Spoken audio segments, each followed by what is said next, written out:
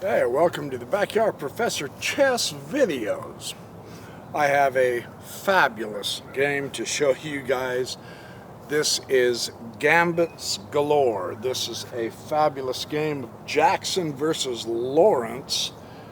It was in 1897, I do believe, but watch how modern these guys play. He's going to pull a king gambit on him. And black does take the gambit pawn, so we're in a king gambit.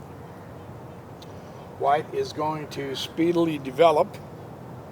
Black is going to put the kibosh on it. He's going to say nothing doing, and white says, ha, get rid of that pawn right now.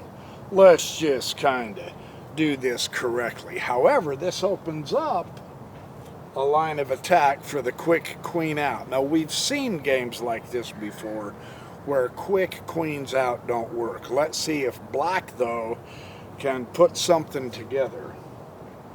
White's not going to be able to castle, and so black wants to immediately start coming at him. That's pretty good strategy right there, right? The knight's going to tickle the queen, and the queen is going to come back to h5 and say that's not a big deal.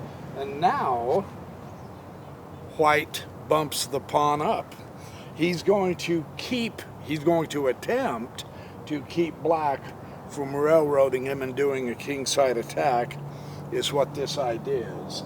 So black's going to fianchetto. He says, okay, let's keep things in order here.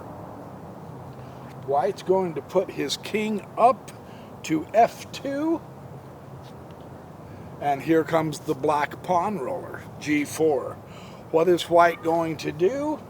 He's going to simply move out of the way of danger. Not a big deal. And now the knight is well developed. That could cause problems. So black is hurrying to develop as well to get as many pieces out. White is going to secure his center, which is always a good thing, and now black is going to castle. Okay, so, properly so, get that king tucked to safety. The action's obviously going to be on the king's side right now, right? White's bishop is going to take the pawn, so there goes that idea of putting pressure on the white king side through his pawns. But let's see if white has made an error in judgment, because now black gets to win the exchange. He's going to bump his knight. He's going to lose the exchange here. But has black been tricked? Yes, white loses the exchange, but look at the positional advantage that white gets out of this. The long, dark diagonal, and he owns it. So, yes, he loses the exchange, but he gets the positional advantage. That's important to recognize. Black continues bringing out his pieces as he properly should. White is going to continue centralizing, putting his knight in an area where he can continue putting pressure, and now black will tickle that white bishop. He ignores the threat. We've said this before. Sometimes, yes, your opponent is going to threaten a piece. However, since white has the better position, he's going to put even greater pressure, ignoring reaction chess to black, and continue improving his position. Yes, it's an advanced chess concept. Yes, it's a concept we need to learn and put into our own games. So this is really an interesting look at this. Black will go check. King will come back to his home square, e1. Now the pawn will take the knight instead of the pawn takes the bishop, black takes the knight, and black will take the pawn and go check. Notice who has the two bishops. Notice who has the long diagonals pointing right at white's king. The power of the position as opposed to being down an exchange. This is a wonderful illustration of that. Very, very nice to see this. Rook will go no more check, and now, yes, he can catch up on material at this point. However, watch the move white gives us here. He is showing us that the more useful pieces in an excellent position is worth more than winning back the material. And I think that's the lesson here. Watch what white does. White now brings his rook to h3. What does that affect? Look at the file. That's more important at this point than catching up with material, because he's got the superior position. So he's playing positional chess, not worrying about catching up on material. This is a great lesson on this.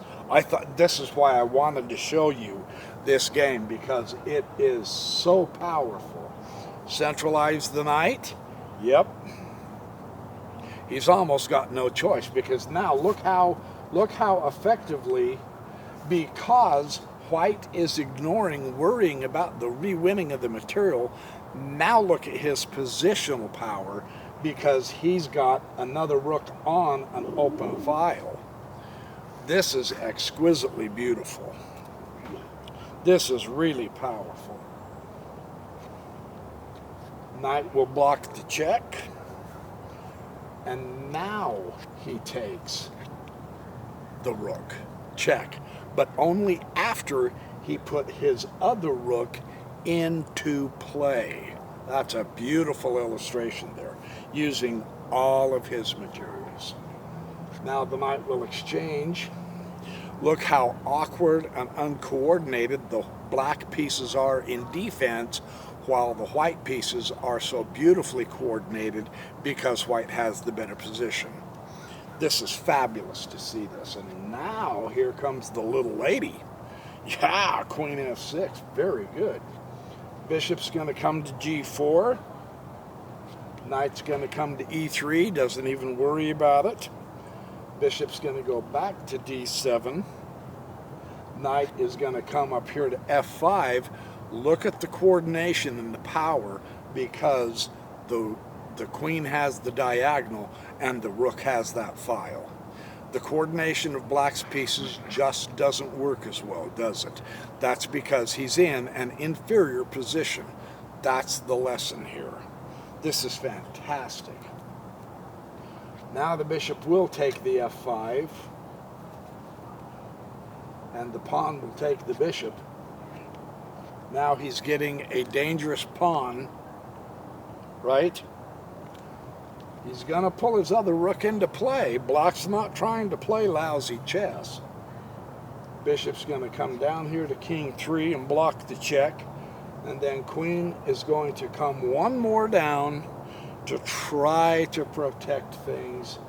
But now black is down because of the superior position of the white. This is so powerful to see. The rook will take the bishop check. Now that's an act of desperation, right? But that's what happens when you're playing an opponent that has the better position. King will come to f2. Knight is going to go to d6. Pawn is going to double check. Pawn takes the h7. King takes the h7. At this point, it's a really interesting, I'm playing through this kind of fast.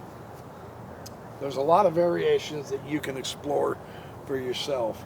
But at this point, the queen takes the queen check. And it's here that black resigns.